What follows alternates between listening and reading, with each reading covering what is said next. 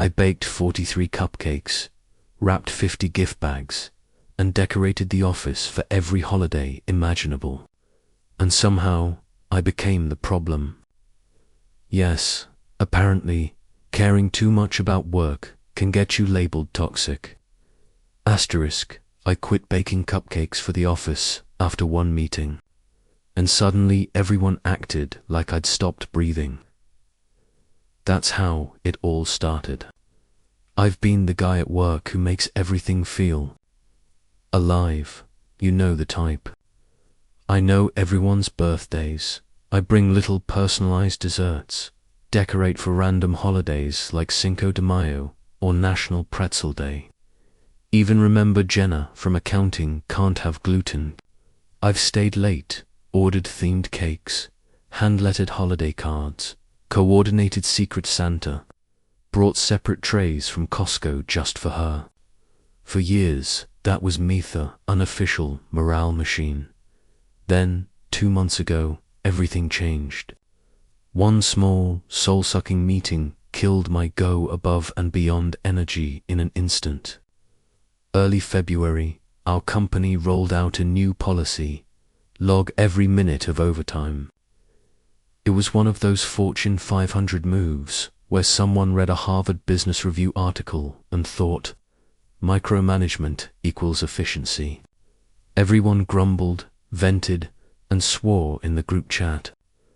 I tried to play both sides. I'd say things like, yeah, it sucks, but we'll forget about it next month, just trying to keep the peace. Enter Megan from HR. She's dramatic. Cries over stolen lean cuisines from the fridge, and she was on a full rant. I chuckled, nodded, threw in some, yeah, I get it, and it could be worse comments. That was it. Or so I thought. Apparently, my boss, let's call him Tom, overheard my half of the conversation because my office door was cracked open. The heat in there is insane. 3 days later, I'm called in. I'm expecting a pat on the back, maybe even a Starbucks gift card, like last time when I covered for Mark during his emergency appendix surgery. Instead, Tom slides a printed evaluation across the table. Meets expectations. Not a single exceeds, not even for team morale, it read. Team morale, which I basically carried single-handedly with brownies and curated Spotify playlists. Tom starts lecturing me about my attitude shift, how employees look to me as a barometer, and how disappointing it was that I didn't redirect Megan to him. As if anyone wanted to speak to him about feelings or complaints. I left stunned, skipped my usual detour to CVS for discount Reese's, went home, and stared at my cat while he knocked over my Diet Coke like a furry little anarchist. That was the moment I mentally quit all the unpaid extra office stuff. No more birthday cards from Target's dollar section. No more custom cakes with inside jokes. No more themed events. March rolled around. Birthday lunches came and went. I sat there with my Chick-fil-A sandwich in dead silence while everyone awkwardly waited for me to say something nice about Jenna. I said nothing. No dessert, no speech, just vibes. Now the facilities appreciation week comes up. Normally, I'd handle it all cards, Starbucks boxes, Costco muffins, maybe even bake brownies with little post-it notes saying, thanks a latte. Kill me, not this time. The group chat spiraled. People assumed I'd do it anyway. One co-worker, Michelle from marketing, stopped by with that look. You're really not organizing this. I just said, I don't have time right now. Truthfully. I had time, I just didn't have the energy to give that part of myself anymore. The week arrived, and nothing happened. Monday, break room, empty. No display, no treats, not even a Walgreens card. It was like the universe hit pause on office morale. Emails flew back and forth, some passive-aggressive reminders, people hinting I'd usually handle it. One guy DM'd me, "You usually do something, right? Should I get a card?" My answer was simple. Not this time. By Friday, the weekly morale check-in call arrives. Tom starts with a weird corporate speech about shared responsibility and ownership of company culture. He calls out the certain traditions falling through the cracks. Everyone knew he meant me. Dead silence. I'm sipping iced coffee like it's a weapon. Camera on eyes, dead inside. Afterward, Jenna comes into my office. "Everything okay?" I say, "Yeah, just focusing on my workload." That was it. Monday morning, a calendar invite one-on-one with HR. My first thought, trouble. But Qley from HR, vanilla-scented and eternally perky, just wanted to talk team morale concerns. She mentions my numbers are fine, clients happy, but that I've withdrawn from the extra stuff that unofficially sets the tone. I ask if I'm being paid for it. Silence. Then people look up to you. When you pull back, it affects others. My response, then maybe others should step up for once. Meeting ends. I throw the crumpled facilities week flyer in the trash. Tom walks by my office twice, peeking in, expecting me to pull out lemon bars as a peace offering. No, and that, my friends, is how I stopped being the office doormat. That's the moment the grey rock lifestyle began. After that first HR meeting, I decided to make a conscious choice. Nothing beyond my job description. I'd show up, do my work, answer emails, attend meetings, but that was it. No cupcakes, no themed potlucks, no personal holiday cards. The first week was weird. People looked at me like I'd sprouted a third head. Jenna, the birthday girl, gave me this puzzled half smile, like she'd just realized the guy who made her March birthday special for years had disappeared. I just nodded, sipped my coffee, and kept typing. The office felt different, quiet. The chatter I used to encourage faded into awkward silence. Monday's Facilities Appreciation Week came and went with a collective shrug. The break room was a ghost town empty countertop, one sad box of goldfish someone probably bought for themselves.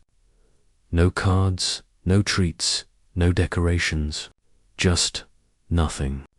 Emails pinged in the group chat, subtle hints, passive-aggressive nudges, even outright calls for help. People expected me to fix it, even though I had explicitly stepped back. Michelle from marketing cornered me near the copier. "You're really not organizing this?" she asked, eyebrows raised. I shrugged. "I don't have time right now," I said. Truth, I had time. Plenty of it. But the energy. Gone. My emotional labor, my fun office guy persona, had been drained by that one meeting where Tom called me toxic. It wasn't worth it anymore. By Wednesday, tension was tangible. Tom, my boss, kept walking past my office, peeking in, probably expecting me to magically conjure trays of brownies or a Starbucks tower like I always did. I ignored him, sat back at my desk, headphones in, typing. The silence was glorious. People had to face the reality. They were now responsible for their own morale. Then came the kicker. Friday's weekly morale check-in call. Tom opened with his usual corporate spiel about shared responsibility and team culture. I could see it coming. Someone would mention my absence. Dead silence. Then Tom sighs. It's disappointing to see certain traditions fall through the cracks. Some folks who always took charge seem less invested lately. Everyone knew he meant me. I stared at my screen, iced coffee in hand, feeling like a calm assassin in a battlefield of awkwardness. Jenna popped into my office after the call, trying her best fake cheer. "Everything okay?" I just said, "Yeah," focusing on my work, and went back to my spreadsheet. No cupcakes, no speeches, no fun, just work. The following Monday, my calendar pinged, one-on-one with HR, Qley again. I sighed, what now? Another scolding. A performance review disguised as a casual chat. I walk in, and it's not bad. She's smiling, showing me trends, graphs, metrics. My voluntary efforts, she explained, had literally been holding up department morale for years. Without me, participation dipped, team engagement dropped, overall happiness tanked. My extra work had been propping up the illusion of a happy office, and that's when they threw the curveball. We're creating a new role. Culture coordinator, full-time, with a budget, a direct report to HR, and a salary bump. I blinked, not reporting to Tom anymore, directly to HR. Finally, recognition and compensation for all those years of unpaid emotional labor.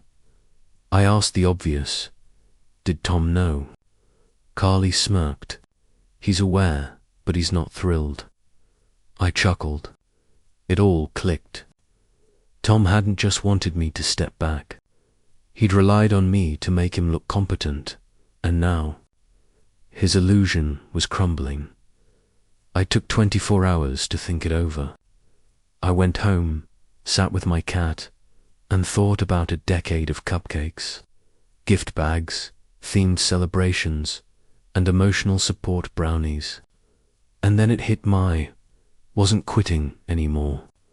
I was stepping up on my own terms, with support, recognition, and a paycheck. The next day, I walked into Tom's office without knocking. He froze, probably expecting me to apologize or offer lemon bars. Instead, "Hey, just letting you know, I've accepted the new culture coordinator role. I'll be reporting to Qley moving forward." His jaw hit the desk. Nothing else. The announcement went out company-wide. My inbox exploded with congratulatory emails from every corner of the company, even people I barely knew. Megan, ever dramatic, sent a long paragraph with 17 exclamation points, expressing excitement for collaborating. Tom, meanwhile, looked like a ghost at the next all-hands, quietly retiring from the morale calendar he once used as his personal crutch. By the end of the week, everything had shifted. I had a real budget, volunteers helping with events, and my work, my creativity, my effort was finally appreciated and sustainable. No more unpaid labor, no more emotional burnout. And for the first time in years, I felt like the office fun guy on my own terms, not someone being exploited. Asterisk. Fast forward to Tom's first turn on the new morale rotation. I'd watched from the sidelines, iced coffee in hand, quietly enjoying the show. Monday morning, he strolls in with that fake, overly optimistic energy, like he's about to save the office from doom. The break room, empty, cold, lonely. No decorations, no baked goods, no cards, just the ghost of every party I'd thrown for years. He pulls out a box of 7-Eleven donuts, not even glazed, just sad, slightly stale pastries. Half the box gone before anyone got a chance. People glanced at each other, then back at Tom. No one volunteered to help. This was his problem now. By Tuesday, the pressure's mounting. He tries a team lunch, Subway footlongs, 12 of them, dumped unceremoniously on the table. No labels, no sides, no drinks, no napkins. People hesitated, annoyed. The office chat lit up with subtle complaints. And here's the kicker. Everyone suddenly realized how much I'd been doing all these years. Quietly, without recognition or pay. Wednesday, Tom schedules a scavenger hunt for team building. We're all adults in a corporate office. Riddles printed on sticky notes, hidden under chairs and desks. One clue: where do you go when nature calls? Suddenly grown co-workers are crawling under desks and searching the bathroom like it's a Nickelodeon game show. HR sends out a safety warning. I'm sitting back, trying not to laugh, sipping my coffee while chaos unfolds. By Thursday, tension peaks. Tom is panicking. People are uncooperative, grumbling, and clearly not impressed by his makeshift morale initiatives. Even the quiet ones are rolling their eyes, muttering under their breath. And then, the legendary moment. Brian, usually the silent numbers guy, finally snaps. This is the worst morale week we've ever had. He blurts out in the middle of a team meeting. Dead silence. Tom freezes. He tries to recover. Well, I tried my best. Brian cuts him off. If this was your best, I owe her an apology for every single year we took her for granted. Everyone nods, some even clap. I nearly spit out my iced coffee. The office collectively realizes I had been carrying morale for a decade. Quietly, without anyone noticing or compensating me. Friday rolls around. Tom attempts a casual coffee chat, but forgets the coffee. Literally shows up empty-handed, sipping his own The room is full of dead eyes and muted groans. No one laughs, no one participates. And he finally gets it. The unpaid emotional labor I had been providing wasn't optionally, had been essential. Meanwhile, HR reaches out to me again.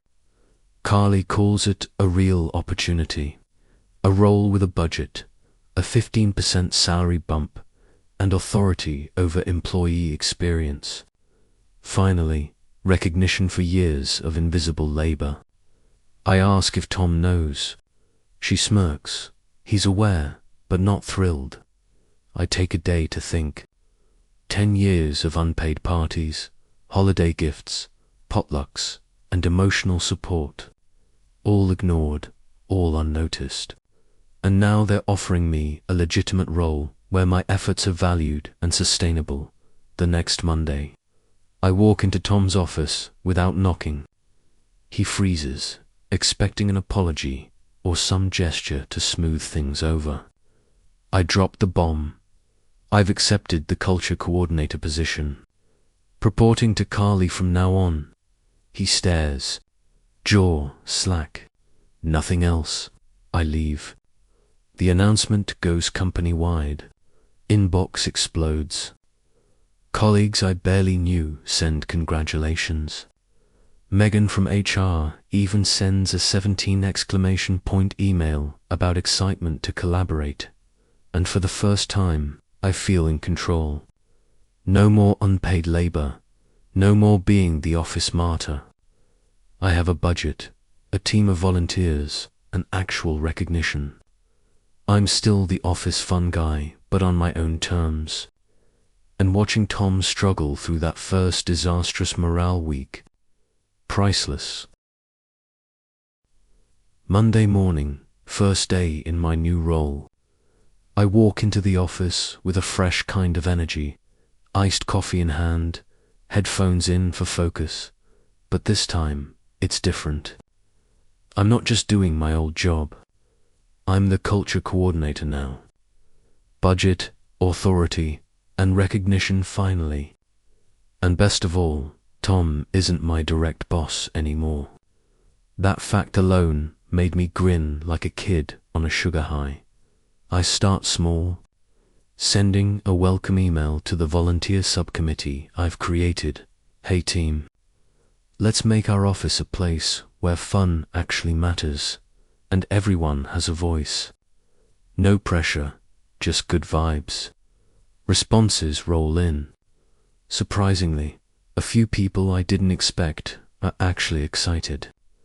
Brian, the numbers guy who snapped last week, volunteers immediately. Finally, he writes, someone taking this seriously. The first mini project, Employee Appreciation Week, but this time, everyone on the committee takes turns organizing small things. No one's expected to do everything. I bring a few creative ideas, small baked goods, themed playlists, even a funny award for best desk decor, but it's collaborative. People show up willingly, not because I forced them or because they assumed I'd handle it. By Wednesday, I'm walking through the break room, watching co-workers laugh, sign notes, and share snacks. It's surreal. The office actually feels alive again, but on everyone's terms, not just mine. I catch Tom staring from his desk. His expression, equal parts confusion and grudging respect. He doesn't say a word. That's fine. I don't need validation from someone who relied on me to prop up his stats for years. Thursday, I introduce a rotating Culture Champion of the Month award. Nothing corporate, nothing heavy, just a small recognition for anyone who brings positivity. The first winner, Brian, naturally. He grins, ear to ear, proud like a teenager with a gold star. The office chat blows up with emojis and jokes. I can't help but chuckle. This is the kind of morale boost that actually works. By Friday, I'm sipping iced coffee, scrolling through committee updates, and realizing something. This is the dream. I get to plan fun activities, appreciate my colleagues, and foster positivity without burning myself out. The subcommittee rotates tasks fairly. No one relies solely on me. And everyone is genuinely engaged. And then, the ultimate mic drop moment, company-wide email announces a culture committee initiative led by me, highlighting my decade of dedication and my new official responsibilities. I get congratulations from every department, legal, IT, even the quiet accounting team. People I barely spoke to before are sending GIFs, jokes, and thank you notes. It's chaotic, warm, and exactly how I imagined an office could feel if everyone shared the load. I glance at Tom across the room. He's awkwardly hovering near the break room, probably expecting a crisis. But there isn't one. The office is running smoothly, morale is up, and he has no one to blame for past failures. I sip my coffee, lean back, and let out a slow exhale. Finally, recognition and balance. Finally, control. Finally, respect. And in that moment, I realize, stepping back wasn't quitting. It was strategic self-preservation. Sometimes, the only way to make people see your value is to stop giving it away for free. And now, I can actually enjoy the office, lead with impact, and most importantly, keep my sanity, as I watch co-workers laugh over post-it awards and small treats. I think, this is the version of the office I wish I'd seen all along. And now, it's mine to nurture on my terms, with boundaries, with support, and with recognition that matches the effort. Cue quiet satisfaction. Coffee sipped, emails answered, music playing. The office is alive again. This time, I'm not invisible. I'm the culture coordinator. I'm the one setting the tone, but finally, not alone.